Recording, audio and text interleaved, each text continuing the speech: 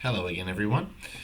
So, today I'm going to be talking about a subject that we all, people, at least drivers, have most likely experienced. And I've been wanting to touch on this subject for a while because I'm finding that the videos that I post tend to, people tend to get more involved with topics that affect them with their day to day life.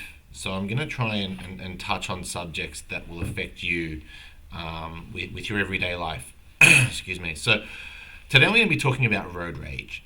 Okay. Now, road rage is something that I talk a lot about in some of the examples that I use, particularly with anger management. And I thought, well, why not do a video on it and give you guys some tools and some tips on what you can do to deal with road rage within yourself. Because one thing I talk a lot about with my clients is you can't control other people, and that includes other drivers. Okay, but you can always control yourself. You can always control your response. Okay, so this is what we're going to be focusing on today. So with that said, let's get started. So taming road rage. All right. Now, before we get started, I wrote some facts, some figures down, just to whet your appetite. So, 83% of people have been shouted at, sworn at, or had the birdie, had the rude finger given to them as a result of road rage. 83% of people. That's huge. That's a lot. That's a lot of people. 80% of people tend to get angry towards unsafe drivers. Okay, and I think that that's pretty obvious.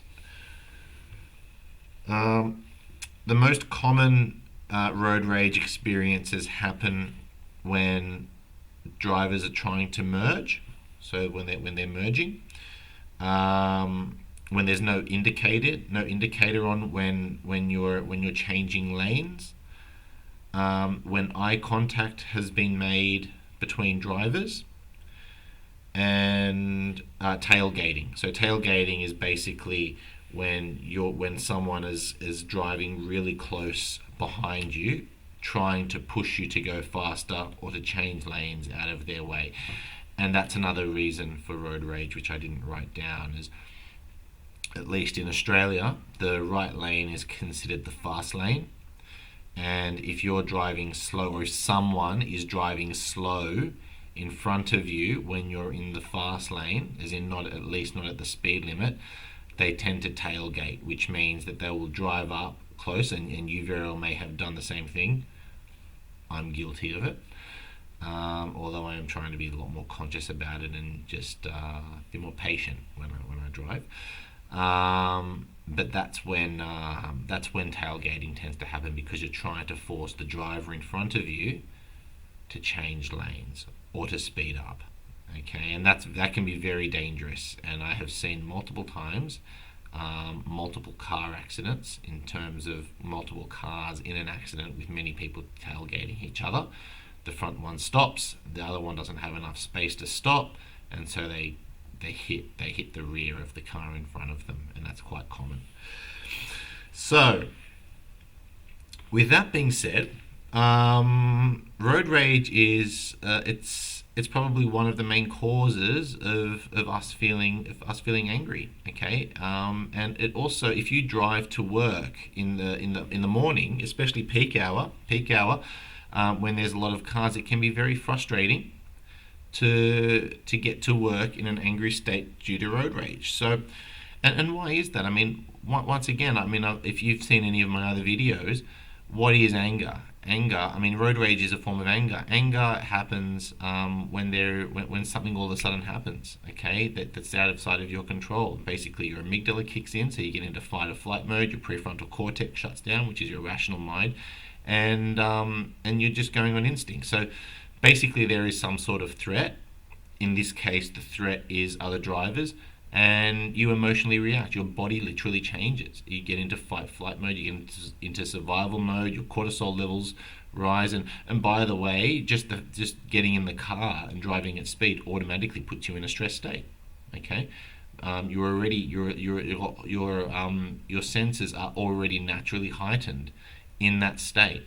And road rage exacerbates that, or other drivers exacerbate that. Even you're driving unsafely. If you're driving unsafely, you exacerbate the stress hormone cortisol in your blood. It's very easy to kick in the adrenaline, the adrenal glands to produce adrenaline as well. And the reason of that, and the reason with that, is because you're driving at speed. You're putting yourself in a dangerous situation by the very nature of driving. Okay, and your body knows that, your mind knows that, your emotions know that, and so you're prepared. You're constantly prepared. You're constantly alert. Okay, so what can you do?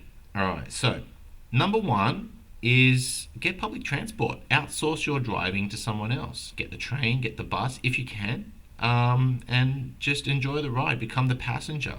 Okay, put some some music on, or read a book, or do something relaxing on the train or the bus. Okay, so get public transport. Listen to relaxing music or podcasts while you're driving. Now, music and sound has a direct impact on our emotions, on our mood, and on our mental state. Now, there are plenty of studies showing that listening to relaxing classical music actually helps calm you down. It helps to keep what's called your parasympathetic nervous system. So the nervous system, excuse me, sorry, I'm just going to have to... Sorry about that, guys. I'm not going to stop the video. I like to be real. I like to be raw with this because I'm human just like you. Okay, and sometimes I get a runny nose, especially now that we're in winter, and you can probably hear my voice is a little bit croaky. And it happens to me every year. So I'm not going to be chopping and changing. You can see me raw as I am because I'm just like you. So listening to classical music, listening to peaceful music actually helps to activate your parasympathetic nervous system. Now, your parasympathetic nervous system is your rest digest. It helps you relax. Okay, that's your relaxing nervous system. When you're angry and you're breathing heavy and so forth, you activate what's called your sympathetic nervous system, which is your fight-flight nervous system. So you want to try and keep that as active as a minimum, and more activate your parasympathetic nervous system. And relaxing music can do that. Listening to podcasts, so if there's a podcast that you like, listening to that while you're driving can also help keep you in a calmer state. Okay, so prepare yourself beforehand, before you drive. So plan your trip, leave earlier, rehearse responses for the road. Okay, so chances are, or statistically speaking, when you drive on a road, you're going to see a myriad, as in a lot of drivers that are going to make you angry. So what you can do is you can actually prepare yourself before you drive, and rehearse how you want to act when that happens. And that very well may be just ignoring them or actually letting them in. Okay, because remember, you can't control them, but you can control yourself. So rehearse yourself being a safe driver, and if you see other drivers that are being unsafe, letting them be. Okay, if you see drivers overtaking you, letting them be. If you see someone merging without an indicator, slow down. Rehearse that in your mind before you leave. Okay, leave earlier, because if you're late for something, that exacerbates road rage, because now all of a sudden you're fighting with everyone else to try and get where you want to go, and you want to be first. You have to be first. Now this is another thing with driving. There's the anonymity. There's anonymous. You don't know the other person. You're hiding behind the shell of the car. Okay, which means that you're more likely to express anger and frustration. It's the same thing with social media. Okay, there's anonymity, anonymousness behind there, so you're more likely to express your opinion. Okay, now if you do find yourself getting angry or in an angry state, pull over and take a moment. So breathe,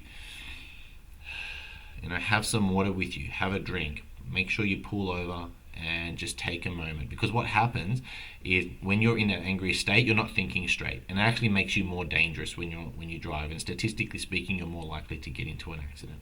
Okay, and you don't want that. I don't want that for you. Okay, no one wants that for you. All right, so if you pull over and you take a moment, you actually start to calm your mind down, you can breathe, start to activate your parasympathetic nervous system. And also, just so you know, once again, plenty of study shows that just taking a break helps to reactivate your prefrontal cortex, helps you to start thinking rationally again and take control of yourself. Okay. Now, last but not least, so I'm going to just do this again. Okay. Last but not least, reframe. Okay, now this is easier said than done. Now, what is reframing? Okay, so we're always framing things that happen to us, whether it's positive or negative. And now what that is, the fundamentals of framing is basically we don't see the world as the world is. We see the world as we are. Okay, so if you're an optimistic person, you might have a very positive frame around events and around circumstances that happen in your life. If you're a negative person, vice versa, you might see the worst in events. But it's a frame, it's a perception. So an optimistic and pessimistic person can see the same event but have very different experiences around that event because of the way that they frame it. Okay, so when it comes to road rage, for example, when it comes to road rage, this is what we're talking about. That's not really for example. When someone is driving fast or tailgating you, for example, instead of saying, "Oh, what an idiot! That person is tailgating me and it's really dangerous," you might say to yourself, "There may be an emergency they have to go to." Okay, and I don't know them. I don't know what the circumstances is, but I'm going to assume that they've got to go to an emergency, so I'm going to change lanes and I'm going to be okay with that. Okay, that's reframing. Okay, so you're turning something that would normally get you upset and angry into something a little bit more positive to help you emotionally deal with that. Okay, so when you're or if someone's not indicating and they're changing lanes, it might be instead of thinking, "Oh, that person doesn't know the rules, what an idiot," whatever, or giving them the birdie or yelling or swearing at them, it might be that person might be preoccupied with a problem that they're going through, and they just forgot to indicate this time, or the indicator might not be working, or because the fact is you don't really know. You don't know what's going on in these other people's mind. Okay, and by default we assume the worst. Okay, and it's kind of like that: assume the worst, hope for the best thing. Okay, so instead of assuming the worst, assume the best. Okay, so this is flipping the switch in your mind. Okay, through reframing. Okay, very powerful stuff. Now, as I said, this is easier said than done, and it takes practice. Okay, so be patient with yourself. Give yourself permission to slip up with all of these. Okay, there's nothing wrong with that. It's part of the learning process. It's part of how we grow. Okay, but fundamentally, the funny thing with this is that if you can learn to tame your road rage and to tame the way you react against other people or with other people on the road, it actually trickles into other parts of your life. Okay, so learning to be more at peace on the road actually helps you to be more at peace with your relationships and more at peace with work and more at peace with other things in your life that you may not have or that you don't have control over. For example, you don't have control over your partner or your workmates. Okay, but you have full control over yourself, and road rage or driving can be a great tool to help you manage that. Okay, so once again, everything in life happens, well, the old cliche is everything in life happens for a reason, but what I like to say is that the universe the universe never puts anything in your path that you're not capable of overcoming. And I've seen this time and time again with my clients, and it's a wonderful thing to observe, to see people change. So same thing with road rage. I'm just going to put this back now. And I hope that you've taken some benefits from this. Excuse me. So I've got a bin there, so I'm not just chucking it on the floor. I'm actually putting it in the bin.